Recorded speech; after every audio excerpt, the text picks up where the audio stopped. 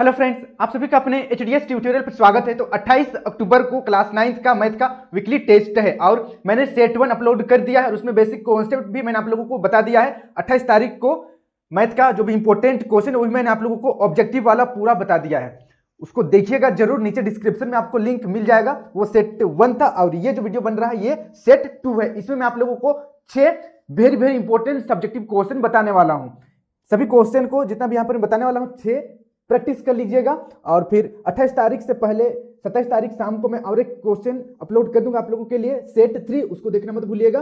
बहुत ज्यादा इंपॉर्टेंट रहेगा वो, वहां से काफी ज्यादा क्वेश्चन मैच होने वाला है। तो बस चलिए हम लोग शुरू करते हैं और वीडियो को लाइक जरूर कर दीजिएगा, अच्छा लगता है मुझे, और शेयर कर दीजिएगा अपने दोस्तों के साथ। चलिए हम लोग बढ़ते हैं। अब ऑब्जेक्टिव तो मैंने करा दिया था, सब्जेक्टिव क्वेश्चन की ओर। ओके, सब्जेक्टिव क्वेश्चन देखिए यहां पर से स्टार्ट होता है हमारा सब्जेक्टिव क्वेश्चन। क्वेश्चन देखिए, किसी समांतर चतुर्भुज मतलब ऐसा चतुर्भुज जिसका भुजा समांतर होगा, ठीक है। किसी समांतर चतुर्भुज एबीसीडी में कोण बी 119 डिग्री हो तो कोण ए, कोण सी एवं कोण डी का मान ज्ञात करना है। समांतर चतुर्भुज नाम दिया गया है एबीसीडी, कोण बी 119 डिग्री है तो कोण ए, कोण सी और कोण डी निकालना है। तो चलिए हम लोग सबसे पहले एक यहाँ पर समांतर चतुर्भुज बना लेते हैं। इस तरीके से एक समांतर चतुर्भुज है ए बी सी डी और कोण बी 119 डिग्री है। हम लोगों को क्या निकालना है? कोण ए निकालना है, कोण सी निकालना है और कोण बी निकालना है। अब देखिए समांतर चतुर्भुज है, यानी कि ये दोनों भुजा ए बी सी डी समांतर हो गया, बी सी ए डी ये भी समांतर होगा, ठीक है। तो चलिए हम लोग सबसे पहले दिया गया है उसको लिख लेते हैं। क्या दिया गया है? देखिए, माना कि एबीसीडी एक समांतर चतुर्भुज है जिसमें कोण बी 90 डिग्री है, सॉरी कोण बी 119 डिग्री है, ठीक है। कोण बी कितना है? 119 डिग्री है। अगर देखिए, क्योंकि समांतर चतुर्भुज एबीसीडी में ए डी समानांतर बीसी एवं एबी एक तिर्यक रेखा है। अब यहाँ पर देखिए एडी समांतर बीसी, एडी एडी यहाँ पर देखिए मैं कलर चेंज कर दूं, एडी ये वाला थोड़ा सा, ये देखिए एडी एंड बीसी ये दो समांतर रेखा है। अब यहां पर देखिए फिर ए बी एक प्रतिच्छेदी रेखा है। इस तरीके से दो समांतर रेखा है, उसको एक प्रतिच्छेदी रेखा काट रहा है। अब यहां पर देखिए इस तरीके से जब सिचुएशन बनता है, दो समांतर रेखा भी प्रतिच्छेदी रेखा काटता है तो अंतःकोणों का योग कितना होता है? 180 डिग्री होता है। यानी कि ये वाला एंगल और ये वाला एंगल दोनों को जोड़ देंगे तो 180 हो जाएगा। आई होप दिख रहा है। तो यहां पर देखिए इस एंगल को यानी कि कोण बी और कोण ए को जोड़ देंगे तो कितना हो जाएगा? 180 डिग्री हो जाएगा। अब 180 हो जाएगा तो इससे हम लोग आसानी से कोण ए निकाल सकते हैं। और क्योंकि ये समांतर चतुर्भुज है तो आमने सामने का कोण बराबर होगा, ये वाला कोण इसके बराबर हो जाएगा, सी बराबर ए हो जाएगा, एक जो भी वैल्यू आएगा सी तो निकल जाएगा। फिर देखिए बी 119 है तो डी भी 119 हो जाएगा, क्योंकि यहां पर भी आमने सामने का भुजा बराबर हो जाएगा। इस तरीके से कोण ए सी और डी हम लोग आसानी से निकाल लेंगे। आगे देखिए यहां पर कोण ए प्लस कोण बी बराबर 180 डिग्री अंतःकोण, ठीक है। ये दोनों क्या है? अंतःकोण। ये वाला कोण ए कोण बी अंतःकोण है, दोनों का योग कितना होगा? 180 डिग्री। मैंने बता दिया दो समांतर रेखा है और एक प्रतिच्छेदी रेखा काटता है तो अंतःकोणों का योग 180 डिग्री होता है। 180 हो गया यहाँ पर। अब हम लोग कोण बी का वैल्यू रख देंगे। कोण बी का वैल्यू देखिए 119 डिग्री है। अब कोण ए को निकालेंगे। कोण ए निकालने के लिए हम लोग 119 को बराबर का दूसरी साइड ले जाएंगे तो यहाँ पर हो जाएगा कोण ए बराबर 180 माइनस 119, ठीक है। ये वाला जो प्लस है बराबर का उधर जाकर माइनस हो जाएगा। इसको सोल्व करेंगे तो कितना हो जाएगा? 61 डिग्री। यानी कि कोण ए कितना आया है? 61 डिग्री। कोण ए 61 आया है तो कोण सी भी यहाँ पर 61 डिग्री हो जाएगा। अब देखते हैं आगे, यहां पर 1 मिनट आगे देखते हैं हम लोग। क्योंकि समांतर चतुर्भुज के सम्मुख कोण समान होते हैं, सम्मुख कोण मैंने बताया समान होते हैं। कोण ए बराबर कोण सी हो जाएगा एवं कोण बी बराबर कोण डी, कोण बी बराबर कोण डी हो जाएगा। तो इस तरीके से पूरा कोण हमको मिल गया है। चलिए मैं यहां पर एक बार इसे नोट डाउन कर दूं। अतः कोण ए बराबर 61 डिग्री, कोण सी बराबर 61 डिग्री, 61 डिग्री, क्योंकि कोण ए और कोण सी दोनों बराबर हैं, ठीक है, सम्मुख कोण से। उसके बाद कोण बी बराबर कोण डी है तो कोण बी का वैल्यू कितना दिया गया है? कोण बी बराबर 119 डिग्री। अतः कोण डी बराबर भी 119 हो जाएगा, क्योंकि 119 डिग्री, क्योंकि कोण बी और कोण डी दोनों बराबर है सम्मुख कोण से। तो ये आपका फाइनल आंसर आ गया। ए का भी, सी का भी, बी का भी और डी का भी मैंने लिख दिया। तो इस तरीके से इसको आप प्रैक्टिस कर लीजिएगा। अब लोग बढ़ते हैं अगला क्वेश्चन की ओर। सेकेंड नंबर देखिए, किसी चतुर्भुज के तीनों अंतःकोणों की माप देखिए 56 डिग्री, 114 डिग्री एवं 80 डिग्री है। इसमें चौथा कोण की माप ज्ञात करें। तो इस तरीके से मैंने कहा था ऑब्जेक्टिव क्वेश्चन भी आ सकता है, सब्जेक्टिव क्वेश्चन भी आ सकता है। इस तरीके से एक मैंने आप लोगों को ऑब्जेक्टिव क्वेश्चन भी दिया था। तो चलिए इसको हम लोग यहाँ पर सोल्व करते हैं। आई होप आप लोग इसे इजीली बना पाइएगा। तीनों को जोड़ दीजिएगा, चौथा जो कोण है उसको x मान लेंगे, यहाँ पर प्लस x हो जाएगा, बराबर चतुर्भुज के अंतःकोणों का योग 360 होता है, उससे आसानी से ये बन जाएगा। चलिए इसको हम लोग सोल्व करते हैं। इस तरीके से सबसे पहले आपको लिख लेना है कि माना कि चौथा कोण का माप x डिग्री है। ठीक है, चौथा कोण जो है वो कितना है, x डिग्री है। अब आगे देखिए, क्योंकि चतुर्भुज के चारों अंतःकोणों का योग 180 डिग्री होता है, अतः 56 डिग्री जोड़ 14 डिग्री जोड़ 80 डिग्री जोड़ x, ये जोड़ है, जोड़ x बराबर 360 डिग्री। अब हम लोग पहले सबको जोड़ लेंगे। ठीक है, चलिए यहाँ पर लोग सबको जोड़ देते हैं। 56 प्लस 114 जोड़ 80, यहाँ पर हो जाएगा 250, फिर प्लस x को लिख देंगे यहाँ पर, फिर यहाँ पर लिख देंगे 360। उसके बाद फिर देखिए x का वैल्यू निकालेंगे, 150 के बराबर का दूसरे साइड हम लोग ले जाएंगे, तो यहाँ पर हो जाएगा देखिए x बराबर 360 माइनस 250। 360 में 250 माइनस कर देंगे तो x का वैल्यू आ गया 110। अतः चौथे कोण की माप 110 होती है, इसका आंसर हो गया। बहुत इजी है। आई होप आप लोग पहले भी इसे बना चुके होंगे या इस तरीके से क्वेश्चन आपने बनाया होगा, क्योंकि जो ऑब्जेक्टिव क्वेश्चन था सेट 1 उसमें 2 क्वेश्चन मैंने इस तरीके से आप लोगों को दिया था। ये सब्जेक्टिव ऑब्जेक्टिव दोनों का क्वेश्चन है। ठीक है, चलिए अगला देखते हैं। ये 3 नंबर, ये भी इंपॉर्टेंट है, बहुत ज्यादा इंपॉर्टेंट क्वेश्चन है। देखिए यहाँ पर क्वेश्चन है, सिद्ध करें कि आयत के विकर्ण बराबर होते हैं। सिद्ध करना है कि आयत का जो विकर्ण है वो बराबर होता है। सिद्ध करें कि आयत के विकर्ण बराबर होते हैं। सबसे पहले एक आयत बना लेंगे हम लोग। ठीक है, चलिए यहाँ पर मैंने एक आयत देखिए बना लिया, ए बी सी डी, और इसका विकर्ण देखिए, विकर्ण ये वाला है, बी डी एक विकर्ण है और ए सी दूसरा विकर्ण है। चलिए मैं दूसरा विकर्ण को दूसरा कलर से बना दूं, आप लोगों को बेहतर समझ में आएगा। ये वाला देखिए, एक रेड है एक ब्लू है, ये दोनों विकर्ण है, तो दोनों विकर्ण बराबर होता है एक आयत में। यही हम लोगों को सिद्ध करना है। तो क्या करेंगे हम लोग, पहले हम लोग ओवरव्यू देख लेते हैं। ठीक है, सबसे पहले देखिए यहाँ पर एक त्रिभुज बन रहा है, इस तरीके से एक त्रिभुज बन रहा है।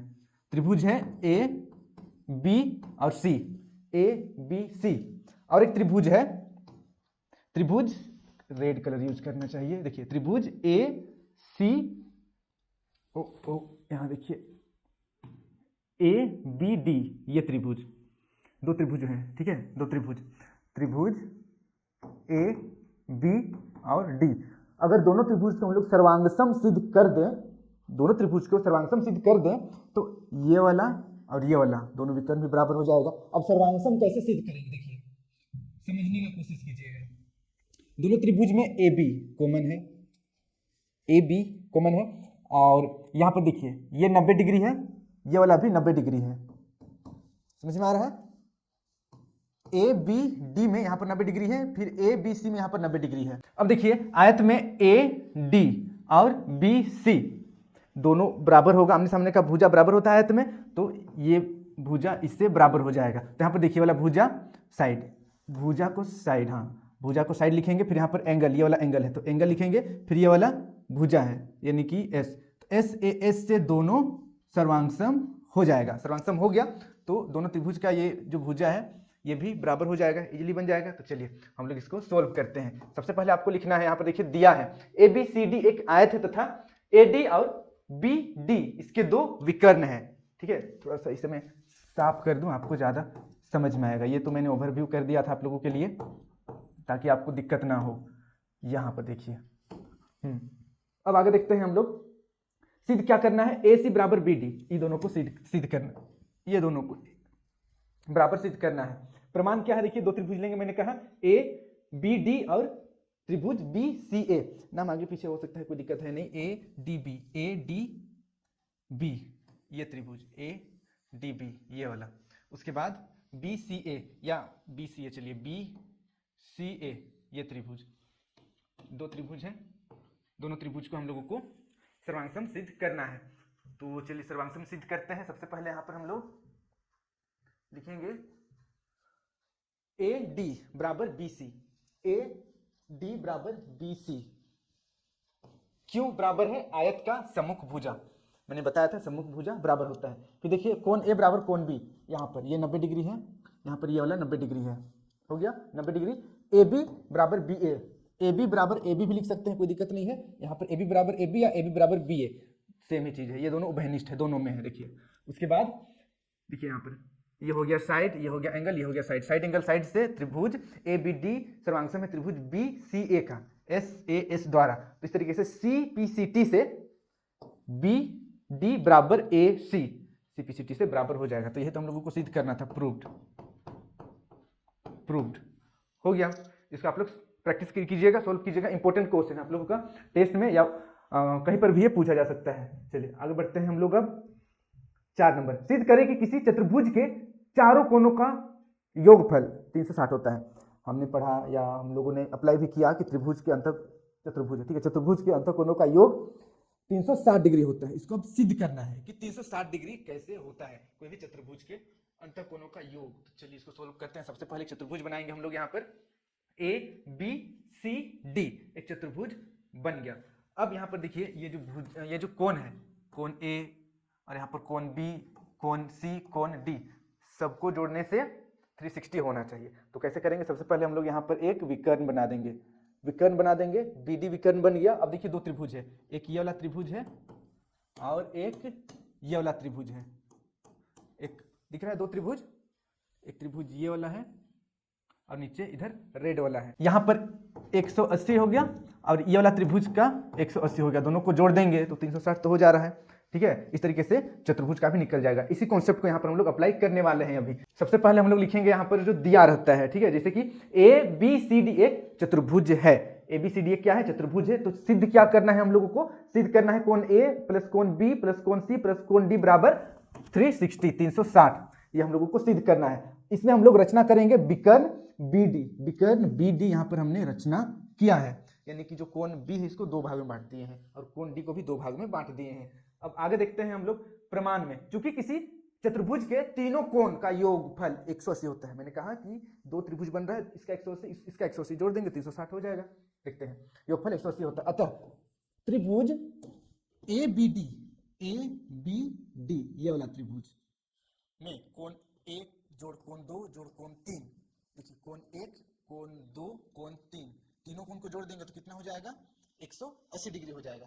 तथा बीसीडी में कोण 4 5 6 को जोड़ देंगे, 4 5 6 को जोड़ देंगे तो यहाँ पर भी 180 हो जाएगा।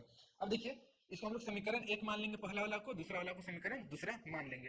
समीकरण 1 तथा 2 को जोड़ने पर 2 त्रिभुज को जोड़ने से ही एक चतुर्भुज बन रहा है, तो समीकरण को भी जोड़ सकते हैं हम लोग। समीकरण को भी हम लोग यहाँ पर जोड़ देंगे।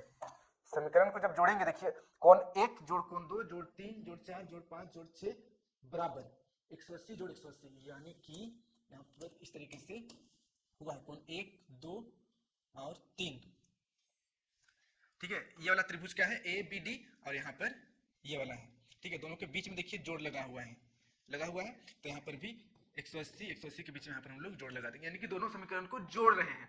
जोड़ने से क्या होगा, देखिए कोण 1 जोड़ कोण 2 और कोण 4 को अगर हम लोग एक साथ रख सकते हैं तो कोई दिक्कत नहीं है। क्यों एक साथ रखेंगे, क्योंकि यहाँ पर हम लोगों को कोण बी चाहिए, फुल कोण बी चाहिए, पूरा कोण बी चाहिए। कोण बी को 2 टुकड़ा में किया था, 1 टुकड़ा करना, इसलिए कोण 2 एंड कोण मतलब एंगल 2 एंगल 4 को एक साथ रखेंगे, ठीक है, कोण बी बनाने के लिए। उसके बाद कोण 5, फिर देखिए 3 और 6 को, 3 यहाँ पर 3 और 6 को एक साथ रखेंगे और इसको जोड़ देंगे 180 को तो 360 हो जाएगा। अब देखिए कोण ए किसके बराबर है, कोण ए के बराबर है, कोण 1 कोण 1 ए के बराबर है। उसके बाद देखिए यहाँ पर 2 जोड़ 4 कोण 2 जोड़ 4 क्या हो जाएगा, कोण बी हो जाएगा, कोण बी। तो यहाँ पर कोण बी हो गया इसके लिए, ठीक है। थोड़ा सा ज़्यादा यहाँ पर पटांग हो जा रहा है, ठीक है, मैं क्लियर करके आप लोगों को थोड़ा साफ सफाई करके बता रहा हूँ। देखिए कोण 1 को यहाँ पर हम लोग लिख दिए हैं सेम टू सेम। उसके बाद 2 जोड़ 4 को यहाँ पर कोण बी डायरेक्ट, 2 जोड़ 4 कोण बी, फिर कोण यहाँ पर 5 जो है वो डायरेक्ट कोण सी हो जाएगा, क्योंकि कोण 5 यहाँ पर कोण सी है, देखिए कोण सी। उसके बाद यहाँ पर कोण 3 और कोण 6 मिलकर क्या बनेगा, डी बनेगा, डी बन गया। अब आया कोण ए जोड़ कोण बी जोड़ कोण सी जोड़ कोण डी बराबर 360।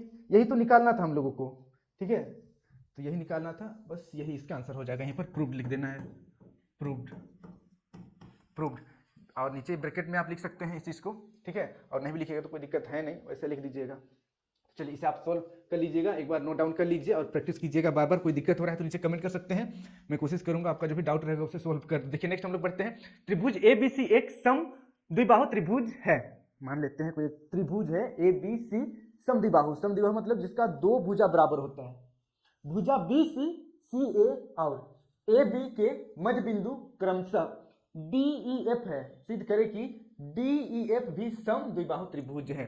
तो सबसे पहले हम लोग चलिए इसका एक त्रिभुज बना लेते हैं ताकि आप लोगों को बेहतर समझ में आएगा। देखिए यहाँ पर एबीसी एक त्रिभुज है और इसका मध्य बिंदु क्रमशः डीईएफ है, डीईएफ है, और इसको हम लोग मिला दिए, ठीक है। तो अब छोटा वाला भी त्रिभुज है, ये भी समद्विबाहु त्रिभुज है, ये सिद्ध करना है। तो चलिए इसको हम लोग सॉल्व करते हैं। सबसे पहले देखिए दिया है, उसको लिखना जरूरी है। दिया है यहाँ पर, क्या दिया गया है, यहां से लेकर यहां तक आपको सेम टू सेम पूरा लिख देना है। त्रिभुज एबीसी एक समद्विबाहु त्रिभुज है। भुजा बीसी सीए और एबी के मध्य बिंदु क्रमशः डीईएफ है, डीईएफ मध्य बिंदु है। अब सिद्ध क्या करना है, देखिए त्रिभुज डीईएफ एक समद्विबाहु त्रिभुज है। यहाँ जो रेड कलर से बना हुआ है ये भी समद्विबाहु है, इसको हम लोगों को सिद्ध करना है। तो यहाँ पर हम लोग अब प्रमाण लिखेंगे, प्रमाण, प्रमाण, प्रमाण में देखिए दो भुजा बराबर होगा तो मान लेते हैं कि ये भुजा, ये वाला भुजा और ये वाला भुजा दोनों बराबर है, यानी कि बी सी बराबर ए बी है, ठीक है। कोई भी दो भुजा बराबर मान सकते हैं हम लोग। प्रमाण में लिखेंगे ए बी बराबर बी सी, क्योंकि समद्विबाहु त्रिभुज है। त्रिभुज समद्विबाहु है या दिया है, आप ऐसे भी लिख सकते हैं, या त्रिभुज समद्विबाहु है। देखिए फिर से और एक बार, ए बी और बी सी दोनों बराबर है। अब एक प्रमेय है मध्य बिंदु प्रमेय। मध्य बिंदु प्रमेय यह कहता है कि त्रिभुज का दो भुजा का मध्य बिंदु को मिला देंगे तो तीसरा भुजा के समानांतर और आधा होता है। जैसे कि यहाँ पर एक त्रिभुज, इसी त्रिभुज को ले लेते हैं, ये एक त्रिभुज है, ये भुजा फिलहाल बराबर है, ठीक है, बट उससे अलग अगर मध्य बिंदु को हम लोग मिला देते हैं इस तरीके से, तो ये जो मध्य बिंदु मिला है यहाँ पर, ये वाला मध्य बिंदु, ये मध्य बिंदु इस भुजा के समांतर और आधा होगा। फॉर एग्जांपल ये वाला भुजा, ये ए है, ये सी है, ये बी है। देखिए ए सी अगर 10 सेंटीमीटर है तो यहाँ पर एफ और डी 5 सेंटीमीटर हो जाएगा, ठीक है, और ये दोनों समांतर होगा। इसी को यहाँ पर हम लोग अप्लाई करेंगे। अब यहाँ पर गौर से देखिए ई और एफ को, ई एफ जो है वो ए बी और ए सी का मध्य बिंदु से मिला हुआ है, तो ये वाला जो रेखाखंड है या ये वाला जो भुजा है वो इस भुजा के बिल्कुल आधा और समानांतर हो जाएगा। तो चलिए इसको हम लोग लिखते हैं। देखिए क्या लिखेंगे हम लोग, यहाँ पर लिखेंगे एफ ई बराबर हाफ बी सी, ठीक है, half B C, B C का बिल्कुल आधा हो जाएगा, जैसे यहाँ पर मैंने बताया था। इसको हम लोग समीकरण 1 मान लेते हैं, ठीक है, या चलिए इसको हम लोग ऐसा लिखते हैं, मध्य बिंदु प्रमेय से ब्रैकेट में मध्य बिंदु प्रमेय से। अब देखिए नेक्स्ट डीई, अगर हम लोग इसको देखें, ये वाला भुजा डीई, ये वाला जो भुजा है वो इस भुजा के आधा हो जाएगा और समानांतर हो जाएगा। इसको लिखते हैं DE, DE is equal to half A B, और ये भी मध्य बिंदु प्रमेय से। अब आगे हम लोग चलते हैं, बहुत ही इंपॉर्टेंट है, आगे गौर से समझने की कोशिश कीजिएगा। देखिए क्योंकि यहाँ पर ए बी और बी सी बराबर है, तो यहाँ पर हम लोग ए बी और ये जो बी सी है, बी सी और ए बी को चेंज कर सकते हैं। चलिए मैं चेंज कर देता हूँ। देखिए मैं अभी थोड़ा सा आपको समझाने के लिए इसे मिटा कर लिख रहा हूँ, ठीक है, बट ऐसा आप लोग को करना नहीं है। मान कर चलिए इसको मैंने हटा दिया और यहाँ पर मैं बी सी लिख सकता हूँ, यहाँ पर AC लिखा हुआ था, AC को हटाकर मैंने BC लिख दिया। AC को BC, BC को ऐसे लिख सकते हैं क्योंकि दोनों बराबर हैं। समझ में आ रहा है, दोनों बराबर है। तो देखिए अगर हम लोग इस तरीके से, जो यहाँ पर AB था उसको मैंने BC कर दिया। अब देखिए हाफ BC के बराबर, हाफ BC के बराबर EF भी है और DE भी है। ठीक है, इधर क्योंकि दोनों हाफ BC है और इधर EF DE, ये दोनों भी बराबर हो जाएगा। तो हम लोग ऐसे लिख सकते हैं इसको थोड़ा सा तरीके से। चलिए यहाँ पर मैं लिख देता हूँ, ये वाला समीकरण 1 मान लेते हैं, इसको समीकरण 2 मान लेते हैं और इसको समीकरण 3 मान लेते हैं, समीकरण 3 मान लेते हैं। ठीक है, क्योंकि ये तीनों टर्म हम लोगों को यूज करना है। तो नीचे लिखते हैं, अतः समीकरण 1, 2 और 3 से ये दोनों बराबर हो जाएगा। FE बराबर DE। त्रिभुज में बस हम लोगों को ये सिद्ध कर देने से हो गया, मतलब समद्विबाहु त्रिभुज हो गया। यही हो गया हमारा आंसर। लेकिन यहाँ पर एक मिनट, आपको मैंने कहा कि इस तरीके से आपको नहीं लिखना है, यहाँ पर आपको AB ही छोड़ देना है। बस मैंने समझाने के लिए लिखा था, यहाँ पर हम लोग चेंज कर सकते हैं। चेंज करेंगे, दोनों इधर हाफ BC हो जाएगा, तो ये दोनों भी बराबर हो जाएगा। तो यहाँ पर चलिए इसको मैं थोड़ा सा जूम करके दिखा दूं आपको। देखिए ये वाला जो त्रिभुज था, यहाँ पर अंदर का दो भुजा अगर हम लोग बराबर कर दिए, ये वाला भुजा, ये वाला भुजा और ये वाला भुजा, तो समद्विबाहु त्रिभुज तो हो गया। तो नीचे आपको लिखना है, अतः त्रिभुज DEF एक समद्विबाहु त्रिभुज है। यही हो गया इसका आंसर। कोई दिक्कत नहीं है, इसको आप लोग प्रैक्टिस कीजिएगा, इजीली बन जाएगा। देखिए ये जो सिद्ध करना है ये सब एक बार में नहीं बनता है, एक बार में बनाइएगा भी तो याद हो जाएगा, आपको लगेगा मैं समझ चुका हूं। लेकिन इसको प्रैक्टिस का जरूरत पड़ता है। अब 3 बार 4 बार 5 बार तो बना ही लीजिए। ठीक है, प्रैक्टिस कीजिए, जितना ज्यादा प्रैक्टिस कीजिएगा उतना ज्यादा, उतने लंबे समय तक आपको याद रहेगा। एक कहावत है, practice makes the man perfect. Practice करना पड़ता है मैथ को, प्रैक्टिस कीजिएगा हो जाएगा। तो चलिए हम लोग अब लास्ट 6 नंबर देख लेते हैं। 6 नंबर का क्वेश्चन देखिए, सिद्ध करें कि किसी समांतर चतुर्भुज के विकर्ण एक दूसरे को समद्विभाजित करते हैं। ठीक है, हम लोगों को सिद्ध करना है समांतर चतुर्भुज है, उसका जो विकर्ण है वो एक दूसरे को बराबर 2 भागों में बांटता है, समद्विभाजित करता है। तो सबसे पहले चलिए हम लोग इसका एक समांतर चतुर्भुज बना लेते हैं कुछ इस तरीके से। देखिए ABCD एक समांतर चतुर्भुज है। समांतर चतुर्भुज यानी कि जो भुजाएं हैं ये समांतर है। ठीक है, आयत ही होता है, बस 90 डिग्री का कोण यहाँ पर नहीं बनता है। बाकी आयत के जैसे ये चिपटा सा आयत उसको ऊपर से प्रेशर दे देंगे, दब जाएगा तो ऐसे बन जाएगा। ठीक है, ये दोनों भुजा समांतर होगा, ये वाला भुजा और ये वाला भुजा समांतर होगा। उसी तरीके से BC और AD भी समांतर हो जाएगा। तो हम लोगों को ये सिद्ध करना है, यहाँ पर जो विकर्ण है, ये विकर्ण जब दूसरा विकर्ण काटता है, तो मैं कलर चेंज कर दूं आप लोगों को ज्यादा समझ में आएगा। देखिए OB और OD बराबर है, ये दोनों बराबर है, हम लोगों को सिद्ध करना है। और AO ये वाला और ये वाला OC बराबर है, ये हम लोगों को सिद्ध करना है। तो चलिए इसको हम लोग सिद्ध करते हैं। सबसे पहले यहाँ पर हम लोग जो दिया गया है उसको लिखेंगे, जैसे कि यहाँ पर देखिए दिया है ABCD एक समांतर चतुर्भुज है जिसमें विकर्ण AC, विकर्ण देखिए AC एवं BD एक दूसरे को O पर, यहाँ पर O है, ठीक है, O पर प्रतिच्छेद करते ही है, O पर काटते हैं, प्रतिच्छेद करते हैं या मिलते हैं। अब हम लोग लिखेंगे नीचे जो हम लोगों को सिद्ध करना है। देखिए सिद्ध करना है, क्या सिद्ध करना है, OA यानी कि AO ये वाला भुजा OC इस भुजे के बराबर है, फिर OB ये वाला भुजा OD के बराबर है, ये सिद्ध करना है। तो कैसे करेंगे, पहले हम लोग देखिए माइंड मैप कर लेते हैं। गौर कीजिए यहाँ पर एक त्रिभुज बन रहा है इस तरीके से, ये वाला, और दूसरा त्रिभुज यहाँ पर बन रहा है ऊपर इस तरीके से। 2 त्रिभुज है यहाँ पर, एक रेड त्रिभुज और एक देखिए ब्लू त्रिभुज, यहाँ पर ब्लू त्रिभुज। ठीक है, और यहाँ पर O है, यहाँ पर O है। ठीक है, जो कटान बिंदु है ये O है। अब दोनों त्रिभुज अगर हम लोग समांतर सिद्ध कर दें तो आराम से हम लोग सिद्ध कर सकते हैं कि ये वाला भुजा इस भुजा के बराबर है और ये वाला भुजा इस भुजा के बराबर है, यानी कि OA के बराबर OC है। सिद्ध हो जाएगा। कैसे सिद्ध करेंगे ये दोनों त्रिभुज को सर्वांगसम? देखिए सबसे पहला हम लोग देखते हैं, यहाँ पर देखिए AB और DC दोनों बराबर होगा क्योंकि समांतर चतुर्भुज है। ठीक है, बराबर हो जाएगा। ये दोनों समांतर है तो ये वाला कोण और ये वाला कोण दोनों कोण बराबर हो जाएगा। उसी प्रकार यहाँ पर देखिए ए सी एक तिर्यक छेदी रेखा हम लोग इसको मान लेते हैं, इस तरीके से दो समांतर रेखा है, यहाँ पर इस तरीके से है, ठीक है।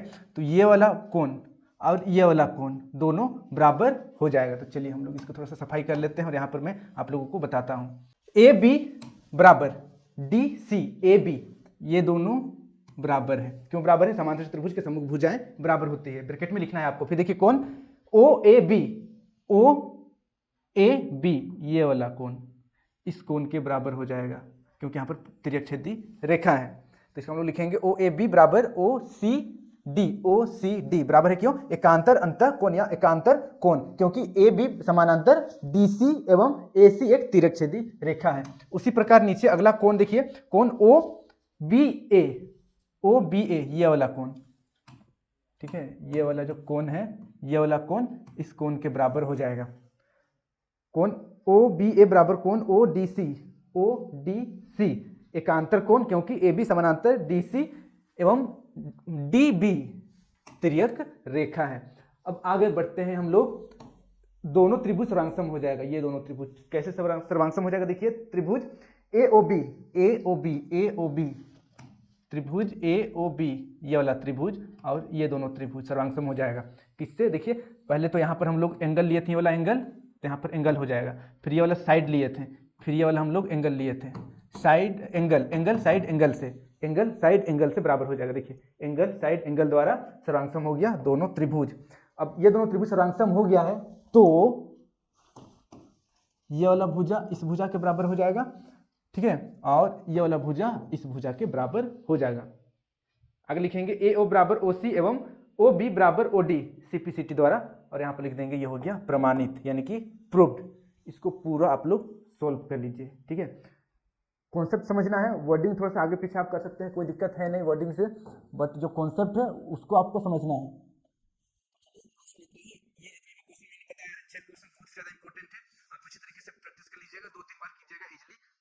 आज के लिए इतना ही।